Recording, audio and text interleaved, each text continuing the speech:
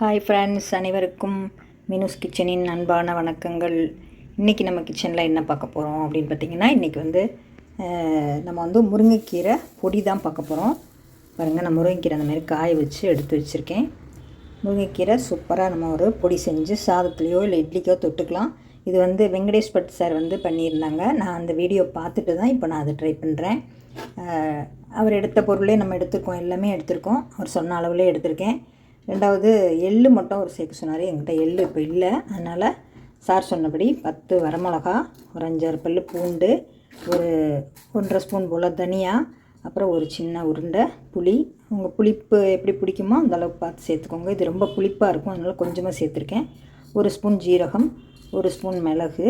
அப்புறம் பார்த்திங்கன்னா இது எல்லாமே நம்ம ரோஸ்ட் பண்ணணும், வறுத்துக்கணும். முதல்ல ட்ரையாக வறுத்துட்டு அப்புறம் நல்லெண்ணெயில் வறுத்துக்கலாம். 2 ஸ்பூன் உளுந்தம்பருப்பு, 1 ஸ்பூன் துவரம்பருப்பு, 1 ஸ்பூன் கடலைப்பருப்பு எடுத்திருக்கேன். இது எல்லாத்தையும் நம்ம இப்போ வானலில் போட்டு வறுத்துக்கலாம். அப்புறம் பார்த்திங்கன்னா இது முருங்கைக்கீரை காய வச்சு எடுத்து வச்சுருக்கேன். அதாவது நல்லா கழுவிட்டு உருவி இந்த தட்டிலே போட்டு ஃப்ரிட்ஜுக்குள்ளே அப்படி வச்சிட்டிங்கன்னா அதுவாகவே நல்லா ட்ரை ஆகிடும். நீங்கள் மிளகாயாகட்டும், கருவேப்பிலையாகட்டும், எதுனாலும் சரி, இந்த மாதிரி பச்சையாக உள்ள பொருட்களை இந்த கீரை வகைகளை அந்த ஃப்ரிட்ஜில் போட்டிங்கன்னா நல்லா சூப்பராக அது நல்லா மொறுமொறுன்னு காஞ்சி வந்துடும். அந்த ஈரப்பதம்லாம் இருக்காது. இது கொஞ்சம் இப்போ நம்ம மறுபடியும் வறுத்துக்கணும். கொஞ்சம் அந்த குச்சியெல்லாம் இருக்குது, முடிஞ்சால் அதை எடுத்துடலாம். இல்லை அதோட போட்டு பிடிச்சாலும் ஒன்றும் பிரச்சனை இல்லை. கொஞ்சம் கோடு அது நீளம் இல்லாமல் குச்சியாக தெரியும், ஆனால் கொஞ்சம் பொறுக்கி எடுக்கிறது தேவையில்லை. பாருங்கள், நல்லா அப்படி மொறுமொறுன்னு காஞ்சி வந்துருச்சு முருங்கையில். அப்புறம் அது கூட ஒரு 2 கொத்து கருவேப்பிலை, தேவையான அளவு உப்பு, பெருங்காயம் எல்லாம் சேர்த்து நம்ம இப்போ வறுத்து பொடி பண்ண போகிறோம். இப்போ நான் கடாய் வச்சுட்டு இது எல்லாத்தையும் 1 பை 1 வறுக்க ஆரம்பிக்கலாம். நான் ஃபஸ்ட்டு கடலைப்பருப்பு போட்டிருக்கேன். அதுக்கப்புறம் நம்ம துவரம்பருப்பு, உளுந்தம்பருப்பும் சேர்த்து நம்ம வறுத்து எடுத்துக்கலாம். இதை வறுத்து எடுத்துகிட்டு அதுக்கப்புறம் அதை வறுத்துக்கலாம். ஏன்னா ஒவ்வொன்றும் ஒவ்வொரு நேரத்தில் வறுபடும், அதனால் ஒன்றா போடுறதுக்கு வாய்ப்பு இல்லை. அதனால் தனித்தனியாகவே நம்ம வறுத்து எடுத்துக்கலாம். பாருங்கள் ஃப்ரெண்ட்ஸ், நம்மளோட பருப்பு, மிளகு, ஜீரகம், மல்லி எல்லாமே வறுத்தச்சு, கடலைப்பருப்பு, உளுந்து எல்லாமே வறுத்தச்சு. இப்போ நான் 1 ஸ்பூன் நல்லெண்ணெய் சேர்த்துருக்கேன். இதில் நம்ம அந்த புளியை வறுத்துக்கலாம். அதுபோல் ஒரு சின்ன துண்டு பெருங்காயம், இதையும் போட்டு நல்லா பொரிச்சிட்டு எடுத்துக்கலாம். கொஞ்சம் புளி நல்லா பொரிஞ்சிருச்சுன்னா கொஞ்சம் அரைக்கிறதுக்கு நல்லாயிருக்கும். அதுமாதிரி பெருங்காயமும் ஒரு சின்ன துண்டு, இல்லை நீங்கள் தூள் பெருங்காயம் இருந்தால் கூட சேர்த்துக்கலாம். காரமெல்லாம் உங்கள் காரத்துக்கு பிடிச்ச அளவு சேர்த்துக்கோங்க. நான் சார் 10 மிளகா சொல்லியிருந்தாங்க. எனக்குமே அது ரொம்ப காரம் ஜாஸ்தியாக இருக்குமே தெரியுது, பார்க்குறேன். இல்லைன்னா 2 மிளகாயை கம்மி பண்ணிடணும். உங்கள் விருப்பத்துக்கு ஏற்ப காரம், உப்பு, புளி சேர்த்துக்கோங்க. இந்த புளியை நல்லா வறுத்துட்டு திருப்பி நம்ம இந்த எண்ணெயில் நம்ம பூண்டையும் இந்த மிளகாயையும் போட்டு வறுத்து எடுத்துக்கோம். நான் பூண்டு தட்டிட்டு தோலை எடுத்துகிட்டு வச்சுருக்கேன். இதையும் நம்ம நல்லா வறுத்து எடுத்துக்கலாம். இப்போ நம்மளோட புளியும் பெருங்காயமும் வறுத்தாச்சு. இப்போ அடுத்து பூண்டு வறுத்துருக்கேன். பூண்டு இஷ்டப்பட்டால் உங்களுக்கு வாசம் பிடிக்குமானா போட்டுக்கோங்க, இது வேண்டாம்னா ஸ்கிப் பண்ணிடுங்க. இதையும் நல்லா நம்ம சிகப்பாக மொறுமொறுன்னு வறுத்துக்கலாம். கொஞ்சம் தட்டிட்டு சேர்த்தோம்னா கொஞ்சம் நல்லா உங்களுக்கு சீக்கிரம் பொரிஞ்சு வரும். முழு பூடாக இருந்தால் நடுவில் எல்லாம் அப்படி வேகாமல் இருக்க மாதிரி இருக்கும். அதனால் கொஞ்சம் தட்டிட்டோம்னா நல்லா சிகப்பாக பொரிஞ்சு வந்துடும்.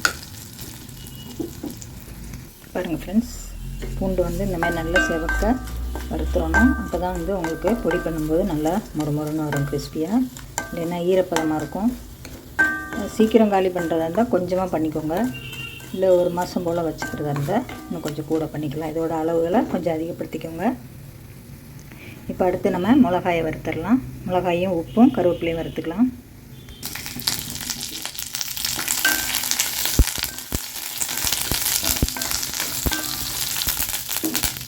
இது கூடவே நம்ம இந்த பொடிக்கு தேவையான உப்பும் போட்டுருவோம்.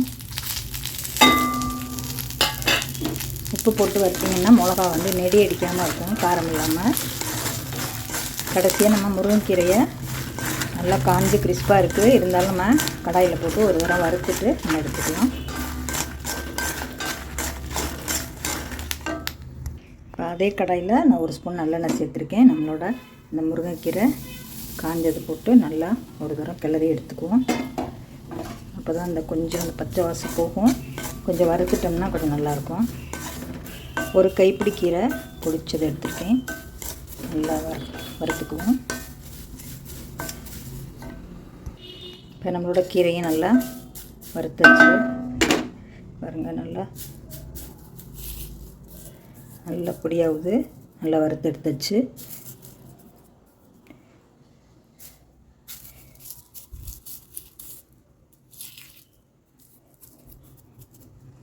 இப்போ அடுப்பு ஆஃப் பண்ணிவிட்டு இது எல்லாமே ஆறுனதுக்கப்புறம் நம்ம வந்து எல்லாத்தையும் பொடி பண்ணி எடுத்துக்கலாம்.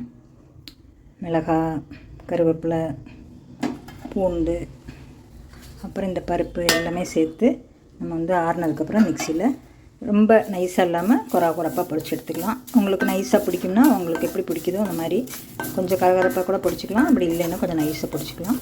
சூடான சாதம் போட்டு நெய் போட்டு இந்த கீரை போட்டு சாப்பிட்டுக்கலாம். கீரை பொடி போட்டு சாப்பிட்டுக்கலாம்.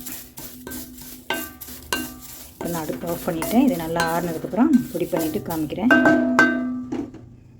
இப்போ பாருங்கள் ஃப்ரெண்ட்ஸ், நம்மளோட சூப்பரான முருங்கைக்கீரை பொடி அருமையாக ரெடி ஆயிடுச்சு. இதை வந்து நீங்கள் இட்லி தோசை கூட தொட்டுக்கலாம். நல்லெண்ணெய் ஊற்றி தொட்டுக்கலாம். அப்படி இல்லை அப்படின்னா சாதத்தில் சுடு சாதத்தில் நெய் போட்டு கூட நீங்கள் போட்டு செஞ்சு சாப்பிட்லாம். குழம்பு வைக்கணுங்கிற அவசியம் கூட கிடையாது. பாருங்கள், நம்மளோட சூப்பரான சார் சொன்ன மாதிரி ஃபண்டாஸ்டிக்கான ஒரு முருங்கைக்கீரை பொடி சூப்பராக ரெடி ஆயிடுச்சு. நான் வந்து 10 மிளகாயுமே சேர்த்துட்டேன். காரம்லாம் கரெக்டாக இருக்குது. நம்ம எடுத்த அளவுக்கு இந்த 10 மிளகா சரியாக இருக்கும். சூப்பரான நம்மளோட டேஸ்ட்டான முருங்கைக்கீரை பொடி ரெடி ஆயிடுச்சு. இதை வந்து அழகாக ஒரு பாட்டிலில் போட்டு ஸ்டோர் பண்ணி வச்சிட்டிங்கன்னா ஒரு 15 நாள் போல் இது நல்லாயிருக்கும். நீங்களும் இது மாதிரி செஞ்சு பார்த்துட்டு உங்கள் கமெண்ட்ஸை சொல்லுங்கள். இந்த வீடியோ பிடிச்சிருந்தால் லைக் பண்ணி ஷேர் பண்ணி கமெண்ட்ஸ் பண்ணுங்கள்.